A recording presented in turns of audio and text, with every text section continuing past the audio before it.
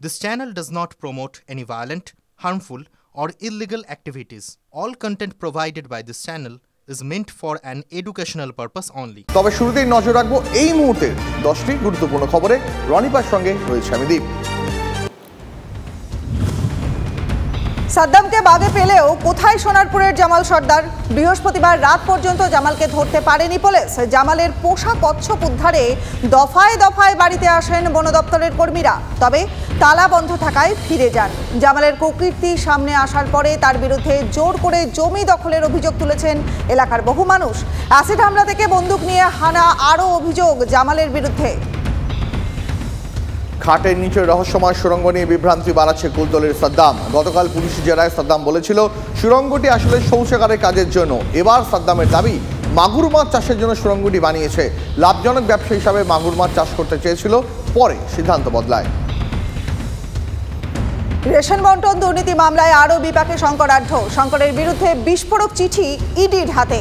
সেই চিঠি কি এবার আরও কোনো নতুন দুর্নীতির পর্দাফাশ করবে? আজ ইডির বিশেষ আদালতে সেই চিঠি সংক্রান্ত বিষয়ে তথ্য তুলে ধরছে ইডি। সূত্রের খবর, শঙ্করের পরিচিত এক ব্যবসায়ী লেখা সেই চিঠিতে ওই ব্যবসায়ী শঙ্করের বিরুদ্ধে দুর্নীতির অভিযোগ তোলে। ডিব্রুগড় এক্সপ্রেস দুর্ঘটনার জের একাধিক ট্রেনের রুট বদল। গন্ডায় সকাল থেকেই জোর কদমে চলছে লাইন মেরামতি। লাইনের উপরেই ছড়িয়ে ছিটিয়ে ভাঙা কামরা। ট্রেন বিপর্যয়ে এখনো পর্যন্ত 3 জনের মৃত্যু। গত মাসেই হয়েছিল কাঞ্চনজঙ্ঘার দুর্ঘটনা, আর এক মাস যেতে না যেতেই উত্তরপ্রদেশের গন্ডায় ডিব্রুগড় এক্সপ্রেসের 12টি বগি লাইনচ্যুত। রেল দুর্ঘটনার পিছনে কি রয়েছে কোনো নাশকতা? বেলাইন চণ্ডীগড় ডিব্রুগড় লোকো পাইলটের মন্তব্যে তুঙ্গে জল্পনা। ট্রেনটি লাইনচ্যুত হওয়ার আগে বিস্ফোরণের মতন বিকট শব্দ শুনতে পান, দাবি লোকো পাইলট ত্রিভুবনের। দুর্ঘটনার সঠিক কারণ জানতে রেল তদন্ত শুরু করেছে।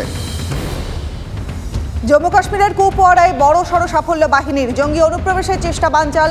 কেরান সেক্টরে খতম 2 জঙ্গি। বাহিনী সূত্রের দাবি, কেরান সেক্টর দিয়ে অনুপ্রবেশের চেষ্টা করছিল জঙ্গিরা। দেখতে পেয়েই শুরু হয় গুলির লড়াই।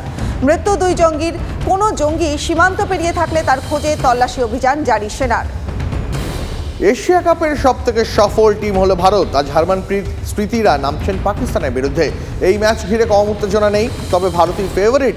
অক্টোবরে মেয়েদের টি20 বিশ্বকাপ, তার আগে দল গুছিয়ে নিতে চান হ্যারি।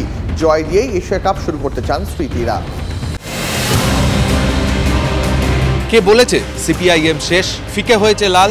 আমি প্রদীপ্ত দেব বামেদের সব খবর। TV9 বাংলা, না দেখলেই নয়।